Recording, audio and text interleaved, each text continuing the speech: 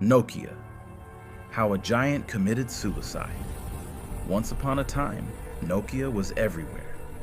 If you owned a mobile phone in the late 1990s or the early 2000s, chances are it said Nokia on the back, not Apple, not Samsung. Nokia. They didn't just sell phones. They defined what a phone was. And then, almost suddenly, they were gone. This is not the story of bad luck. This is not the story of a company that ran out of money or talent.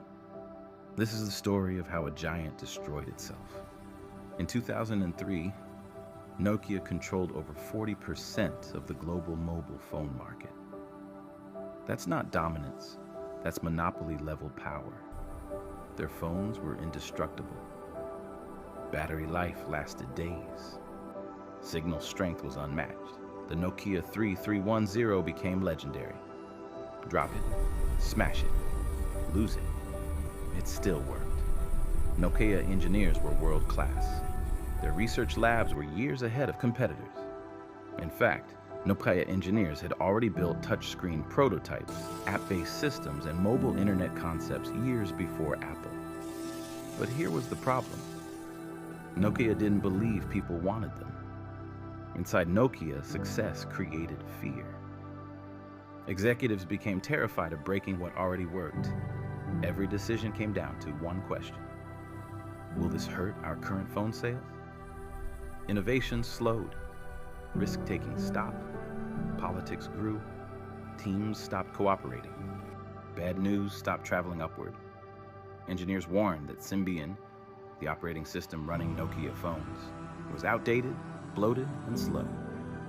But executives refused to kill it. Why? Because Symbian was safe, and safe felt better than change. Then, in 2007, Steve Jobs walked onto a stage and revealed the iPhone. A full touchscreen, no physical keyboard, apps, gestures. A completely new idea of what a phone could be.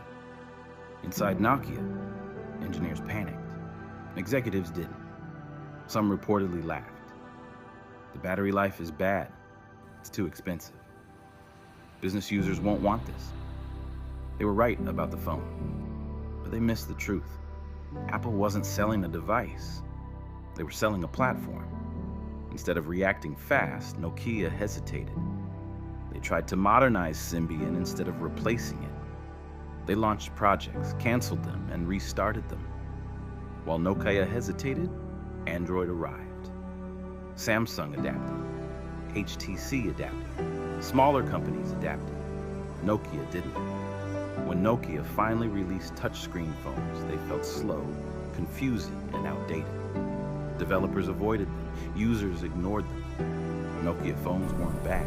They were just behind. And in technology, behind is fatal. By 2010, Nokia was bleeding market share. The board demanded a miracle.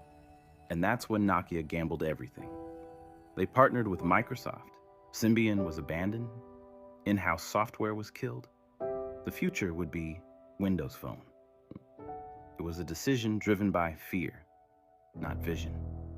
Windows Phone looked clean, but had no apps. Developers ignored it. Consumers ignored it. Then Nokia made the final mistake. They announced their old phones were dead before the new ones were ready. Sales collapsed overnight. By 2013, it was over. Nokia sold its phone division for a fraction of its former value. A company that once ruled global communication was reduced to a footnote. Thousands lost their jobs. Entire divisions vanished. Ironically, Microsoft later shut the same division down. So what really killed Nokia? Not Apple, not Android. Nokia died from internal fear. Fear of disrupting itself. Fear of short-term loss. Fear of change. They chose comfort over courage. And the market showed no mercy. Today, Nokia still exists, but only as a shadow of what it once was. Its story is now taught as a warning, because the lesson is brutal. In technology, standing still is the fastest way to die. Nokia didn't lose the future, They refused to chase it, and the future